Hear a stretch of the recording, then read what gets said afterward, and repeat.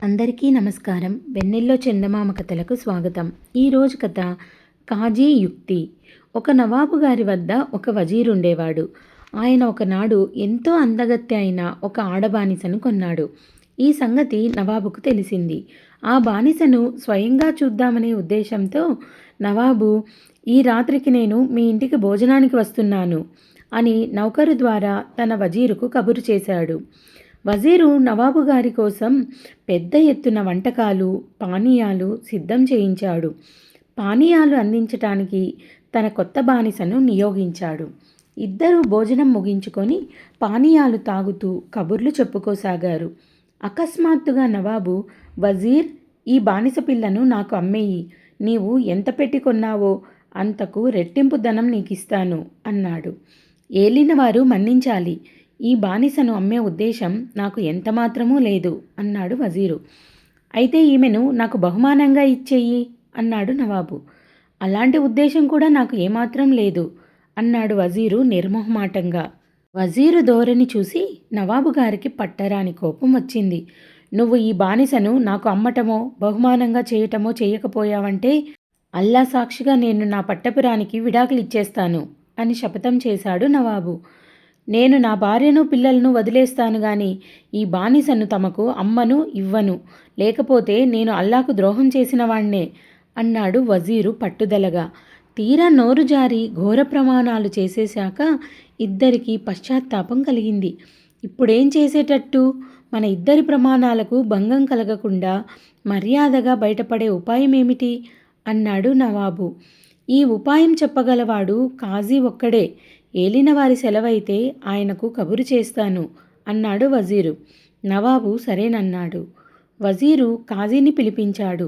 కాజీ వచ్చి సంగతంతా తెలుసుకొని, ఇదేమంత గొప్ప సమస్య కాదు. వజీరు గారు నవాబు గారికి సగం బానిస పిల్లను అమ్మి మిగిలిన సగము బహుమానంగా ఇస్తే చిక్కు విడిపోతుంది అని సలహా ఇచ్చాడు. నవాబు ఈ యుక్తికి చాలా సంతోషించి, భేష్, బాగుంది, ఇంకొక సలహా కూడా చెప్పు. ఈ పిల్లకు బానిస స్థితి పోతేనే గాని నా జనానాల్లో చేర్చటానికి వీల్లేదు. చట్టరీత్యా ఈమె బానిసత్వం పోవటానికి చాలా తతంగం ఉంటుంది. దానికి కూడా ఏదైనా సులువు మార్గం ఆలోచించు త్వరగా అని కాజీని అడిగాడు. అందుకు ఒకటే సులువు మార్గం. ఈమెను ఎవరికైనా ఇచ్చి ఇప్పుడే పెళ్లి చేసేస్తే సరి. ఈమె బానిసత్వం ఈ క్షణమే పోతుంది.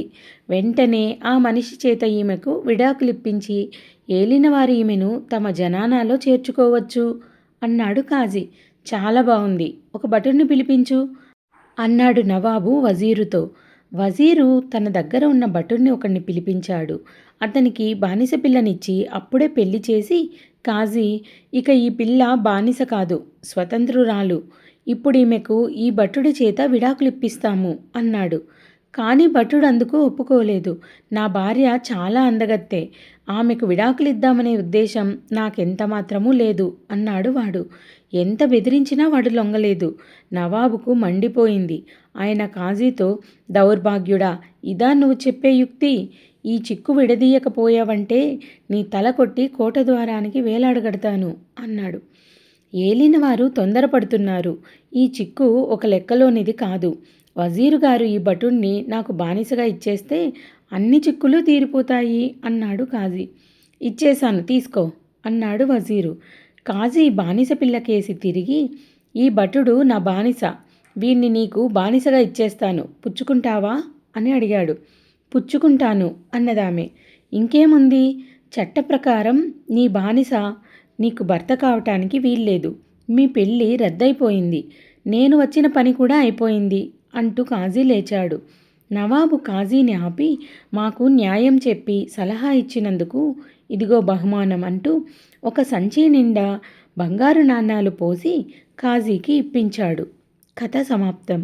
ఈ కథ మీకు నచ్చిందనుకుంటాను. నచ్చినట్టయితే లైక్ చేసి, షేర్ చేసి మా ఛానల్ని సబ్స్క్రైబ్ చేసుకుంటారని ఆశిస్తున్నాను. Thank you.